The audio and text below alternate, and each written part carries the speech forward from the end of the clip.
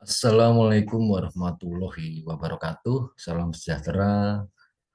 Baik, teman-teman, kembali lagi di channel YouTube kesayangan kita, channel yang mengulas seputar teknologi informasi. Pada kesempatan ini kita akan mengulas di dunia pemasaran yang dikenal dengan digital marketing atau pemasaran digital. Pada saat ini informasi berjalan sangat cepat. Jadi informasi yang sampai ke end user dengan sangat cepatnya berkat teknologi maupun sistem informasi yang canggih saat ini. Maka dari itu perusahaan harus dapat menyesuaikan dengan perkembangan informasi tersebut, terutama kebijakan-kebijakan perusahaan yang akan diaplikasikan di dunia pemasaran. Baik teman-teman, kita awali dengan pengertian dari digital marketing itu sendiri. Pemasaran digital atau digital marketing adalah suatu kegiatan pemasaran yang dilakukan secara digital dengan memadukan perangkat elektronik, internet, dan platform media digital agar memudahkan calon konsumen untuk mengenal dan membeli produk secara online. Nah, apa tujuan dari digital marketing?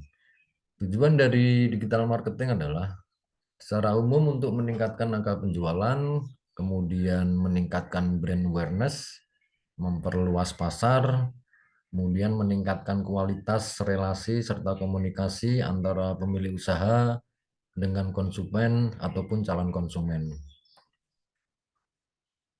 Nah, di dalam dunia pemasaran, keberadaan elektronik marketing atau biasa disebut dengan e-marketing adalah penting. Di sini dapat disebutkan bahwa e-marketing adalah salah satu jenis strategi pemasaran dengan menggunakan bantuan internet melalui berbagai media ataupun platform berbasis online. Nah, contoh dari platform itu sendiri yang sering dipakai adalah dengan menggunakan website, kemudian ada email, blog, mesin pencari atau search engine, dan beberapa media sosial. Sedangkan manfaat dari elektronik marketing ini sangat berdampak signifikan terhadap pemasaran bagi suatu perusahaan. Beberapa manfaat diantaranya adalah yang pertama, dapat menjangkau lebih banyak pelanggan. Kemudian menumbuhkan loyalitas pelanggan, menghemat biaya operasional, meningkatkan hubungan dengan pelanggan, dan tentu saja dapat membuat pemasaran menjadi efektif dan efisien. Tidak kalah pentingnya adalah terkait strategi pemasaran. Dalam elektronik marketing sendiri ada beberapa strategi yang umum digunakan agar aplikasi marketing dapat berjalan efektif dan efisien. Yang pertama kita mengenal e-marketing atau email marketing, yaitu pemasaran yang dilakukan dengan cara mengirimkan email kepada pelanggan atau calon pelanggan. Kemudian ada social media marketing, yaitu pemasaran dilakukan dengan memanfaatkan lalu lintas dalam sosial media seperti di Facebook, Twitter, maupun TikTok, dan juga media sosial yang lain. Kemudian ada SEO atau Search Engine Optimization, yaitu pemasaran pada SEO ini merupakan sebuah proses yang bertujuan untuk meningkatkan visibilitas situs atau halaman website perusahaan agar berada di urutan paling atas pada hasil pencarian search engine. Kemudian kita mengenal search engine marketing atau SEM, yaitu strategi pemasaran yang bertujuan untuk mengiklankan produk atau situs melalui mesin pencari. Kemudian ada PPC atau pay per click. PPC ini merupakan model periklanan digital di mana pengiklan membayar biaya setiap keiklan kita klik. Jadi pada dasarnya pengiklan akan membayar untuk kunjungan yang ditargetkan ke situs web atau halaman arahan lainnya. Selanjutnya ada affiliate marketing. Affiliate marketing adalah pemasaran yang dilakukan oleh sekelompok orang yang tergabung dalam suatu program afiliasi marketing.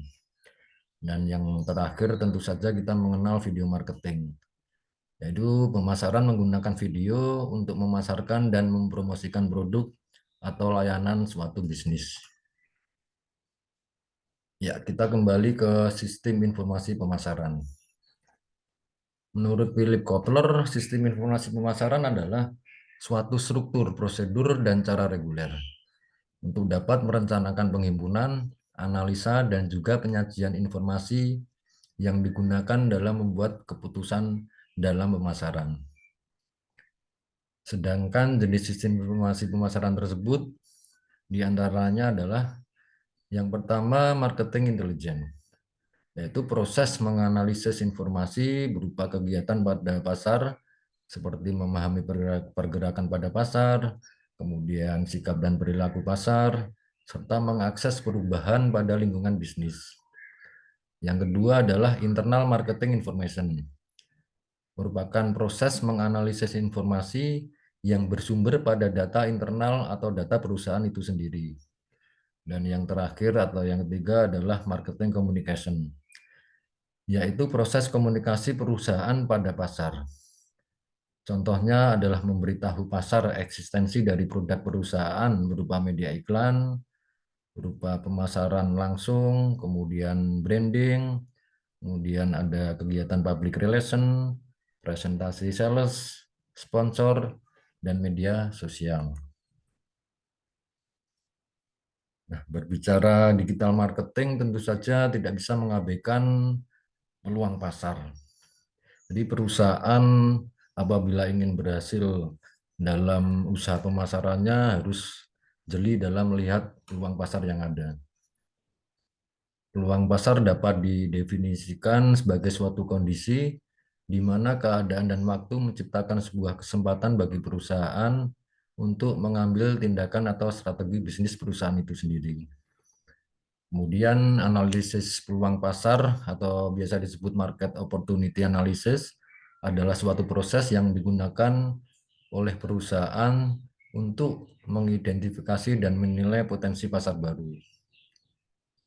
Nah, ini ada beberapa manfaat dalam melakukan analisis peluang pasar. Manfaat yang pertama adalah membantu mengidentifikasi potensi pasar baru. Kemudian membantu dalam pengembangan strategi pemasaran, selanjutnya memberikan wawasan tentang kebutuhan dan keinginan pelanggan, membantu menilai potensi produk atau layanan baru, dan yang terakhir dapat membantu mengurangi resiko dalam hal memasuki pasar baru. Nah, perkembangan pasar akan selalu dinamis. Jadi keinginan konsumen semakin ke depan semakin bermacam-macam sesuai dengan selera dan keinginan mereka. Maka perusahaan juga harus pintar-pintar dalam melihat tren pasar. Tren pasar adalah perubahan atau peningkatan suatu kecenderungan dalam hal produk, teknologi, atau perilaku konsumen.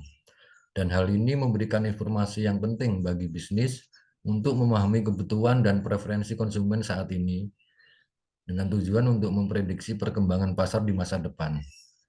Nah, sekarang timbul pertanyaan, mengapa harus mengikuti tren produk yang kekinian?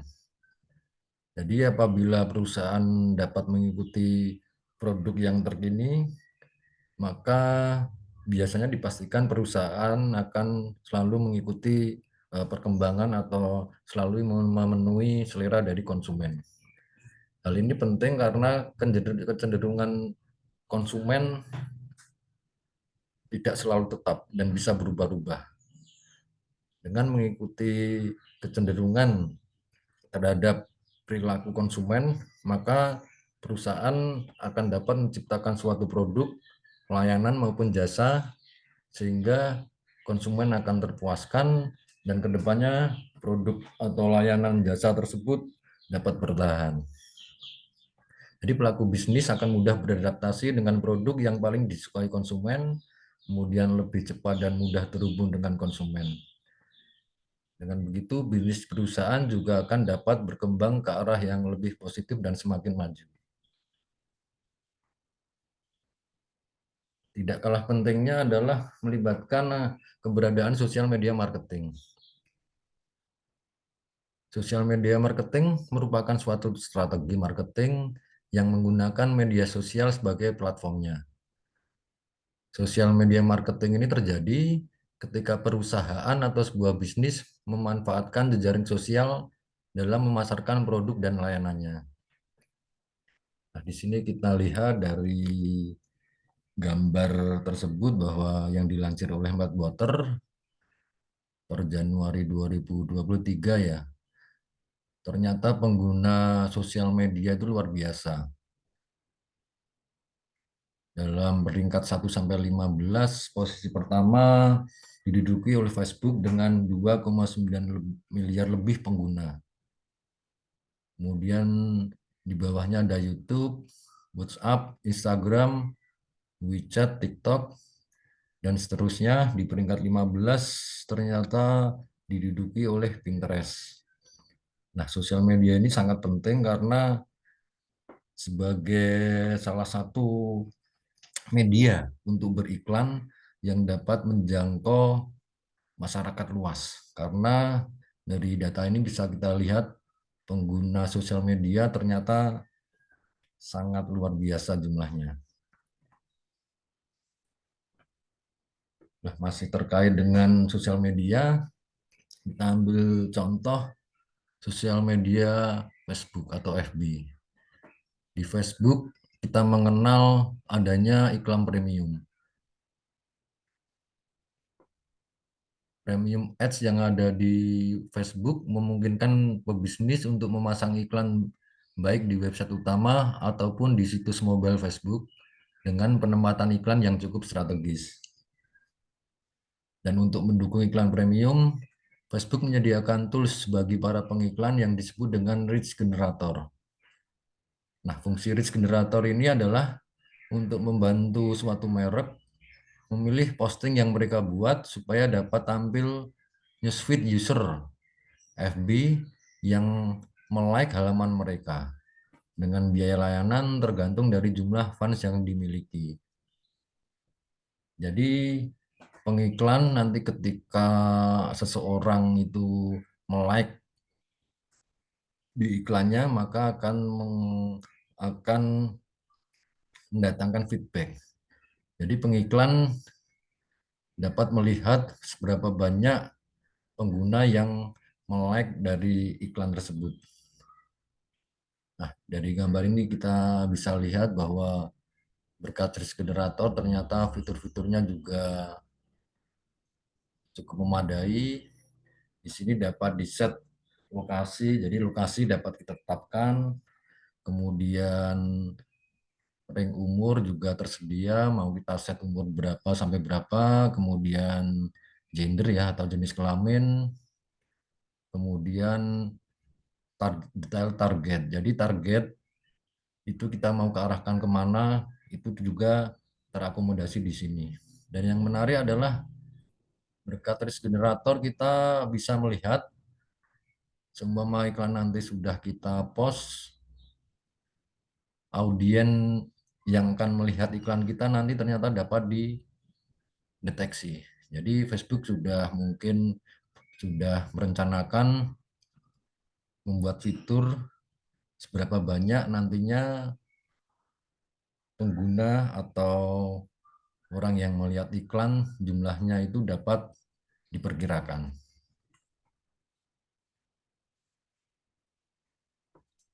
Nah, sekarang ini ada jenis-jenis website berdasarkan sifatnya.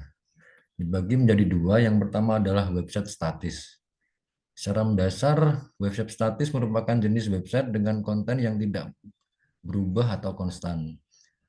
Halaman website yang hanya bisa diupdate oleh developer ini dirancang menggunakan kode HTML dan menampilkan informasi yang sama kepada setiap pengunjungnya. Yang kedua ada website dinamis. Website dinamis memiliki konten yang memerlukan adanya update secara berkala.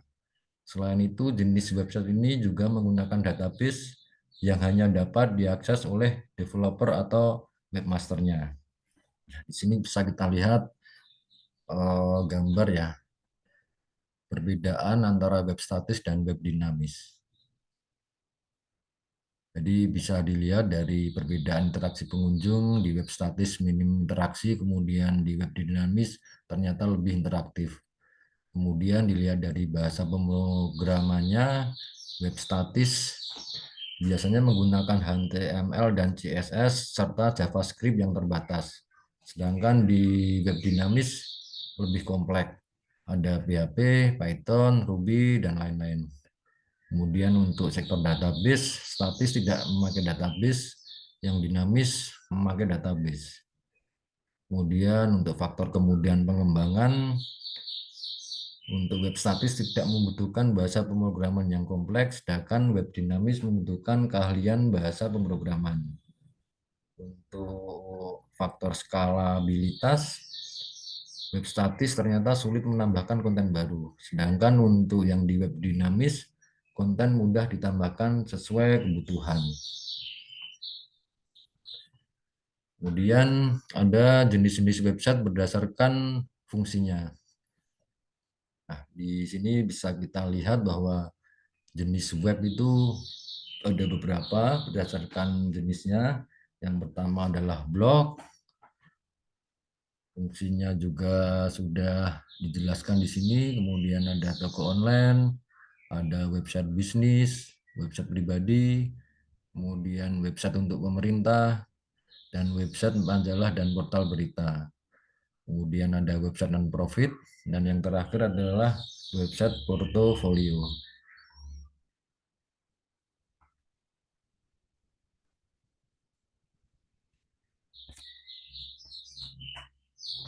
Nah, di sini ada istilah CMS atau Content Management System. CMS atau Content Management System merupakan sebuah sistem atau aplikasi yang digunakan untuk mengelola, menyimpan, dan mengatur konten digital seperti teks, gambar, video, dan audio. Dan sistem ini memungkinkan pengguna untuk membuat, untuk mengedit, dan mengelola konten tanpa harus memiliki pengetahuan teknis yang mendalam tentang pemrograman web. Beberapa manfaat penting CMS diantaranya adalah mempermudah pembuatan konten, kemudian mempermudah penyimpanan dan pengelolaan konten, memungkinkan kolaborasi multi-user, dan memudahkan proses publikasi dan editing konten.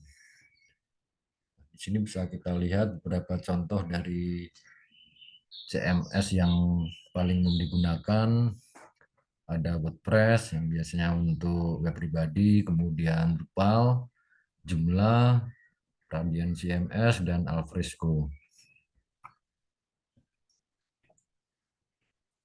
Nah, ada lagi istilah website builder.